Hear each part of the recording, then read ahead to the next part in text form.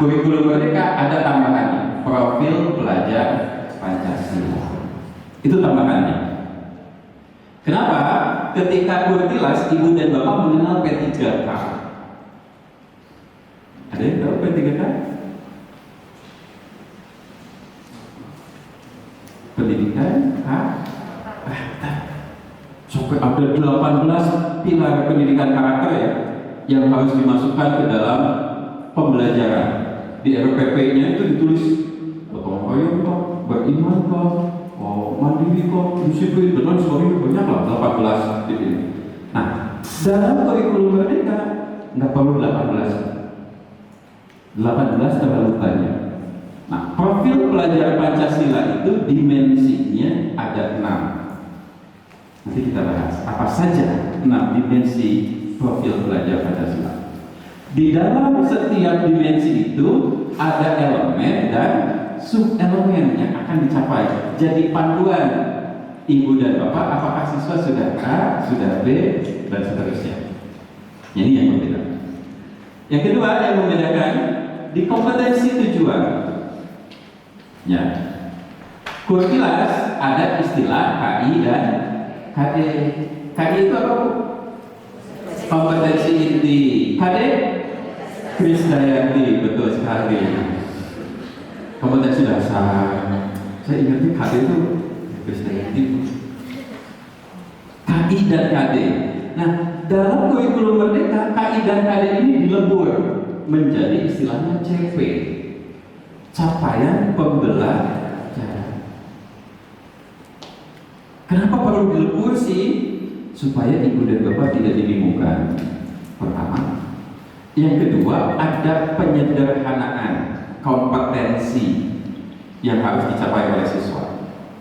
Nanti kita akan bandingkan ya, KI KD yang ibu bapak miliki dengan CP yang akan nanti kita bahas. Kalau KI KD misalnya mapel tertentu, ada konten yang harus dipelajari itu ada 8 konten misalnya. Di CP ini pasti berkurang.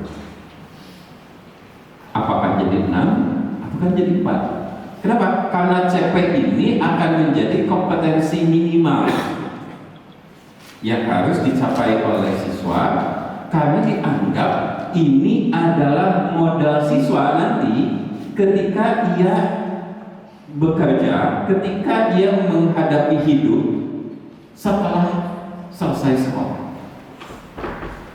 Kompetensi apa yang dibutuhkan? Berarti disiapkan bukan untuk hari ini. Kalau siswa SD berarti disiapkan untuk menunjang 12 tahun yang akan datang, gitu ya. Lulus SMA kan minimal. Kalau yang SMP berarti minimal 9 tahun yang akan datang. Yang SMA minimal tadi 6 tahun yang akan datang. Kalau yang SMA minimal 3 tahun yang akan datang. Jaga-jaga kalau siswa kita tidak kuliah. Karena tidak semua siswa memiliki kemampuan untuk melanjutkan pendidikan sampai jenjang perkuliahan. Nah, di dalam CP ini ada yang disebut dengan fase. Mohon maaf, ini saya cantumkannya yang SMA. Nanti kita bahas fasenya berapa. Apa itu fase?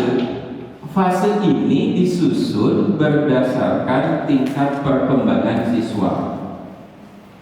Fase dibagi menjadi 6 fase.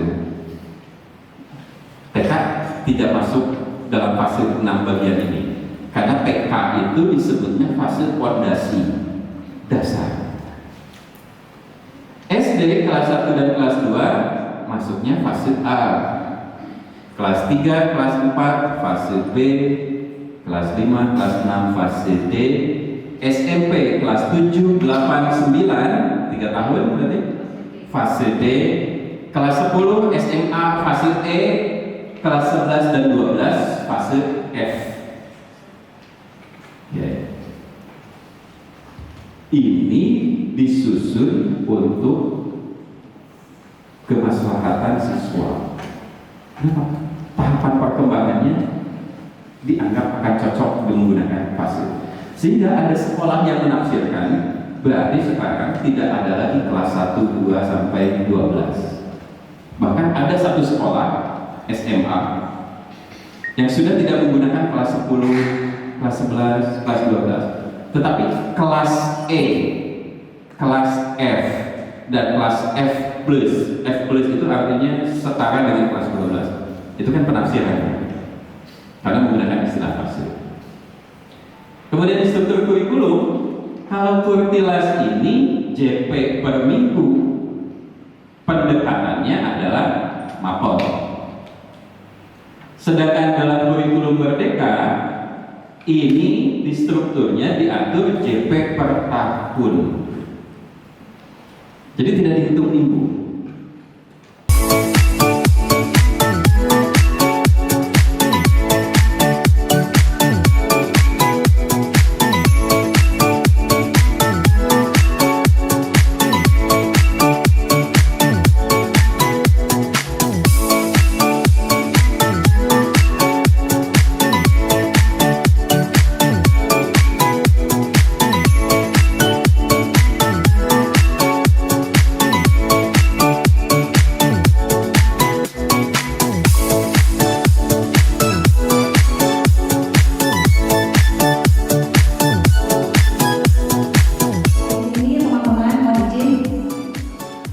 Mengucapkan terima kasih banyak kepada semua pihak yang sudah mengundang kami untuk hadir bersama-sama mengikuti kegiatan ini, dan ini sangat bermanfaat karena banyak ilmu yang kami peroleh yang di awalnya memang masih sangat samar seperti yang dikatakan tadi. Walaupun kita juga mengikuti webinar, mengikuti baik secara luring dan daring dan beberapa kegiatan, dan kebetulan juga kami dari Guru Penggerak. Di sini ada Bu Ida, ada saya, ada Bu Ludia dan Pak Julianus. Namun itu belum cukup. Nah, dengan mendapatkan ilmu dari fasilitator langsung dari Bu Ida, dan ini menambah ilmu-ilmu kami yang tadinya masih kurang. Ibaratnya itu botol kami masih setengah terisi, tetapi sudah terisi penuh dan memiliki warna. Warna ini yang akan membuat kami merasa bahwa tidak cukup untuk belajar berhenti di sini saja, tetapi dengan ilmu yang sudah ditambahkan, kami akan berusaha semaksimal mungkin untuk mengimplementasikan kepada guru-guru kami di sekolah dan juga peserta didik kami yang ada di sekolah. Terima kasih. Izinkan saya memperkenalkan diri terlebih dahulu. Nama saya Nano. Saya berdiri di sini di Part 1 Thai City. Saya menyampaikan kesan-kesan. Pertama saya ingin mengucapkan terima kasih kepada besar pimpinan yayasan. Kegiatan sore hari ini bukan saja bermakna karena mendapatkan pemahaman yang mungkin baru, bisa jadi juga sudah kami dapatkan dari kegiatan serupa sebelumnya, Pak. Namun juga saya boleh bertemu kembali saudara-saudara dari Pak Rohman yang mungkin pernah berkarya bersama. Saya cukup bahagia bertemu kembali teman-teman lama. Kalau tidak ada kegiatan seperti ini, saya tidak berjumpa. Kemudian kepada Bapak Hamdani, tadi saya sampaikan bahwa kami sudah pernah melakukan kegiatan sejenis. Kalau boleh saya memberikan izin teman-teman dari SMP Suster, mungkin apa yang saya sampaikan tidak mewakili, mohon maaf. Bahwa saya lebih merasakan bahwa ini bukan workshop tapi sosialisasi.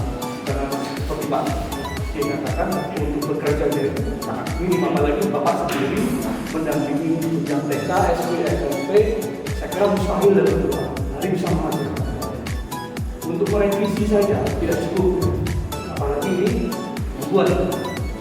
Dan ini sebetulnya yang ingin kami sampaikan bahwa kedepannya menjadi kebutuhan kami adalah pendampingan dalam perbuatan apa yang sudah kami terima ini, sehingga ada diskusi yang lebih mendalam kira-kira ada kesalahan atau tidak. Dan ini kemudian nanti dilanjutkan di tahun berikutnya pelaksanaan IKM ini tahun pertama ini kita evaluasi kembali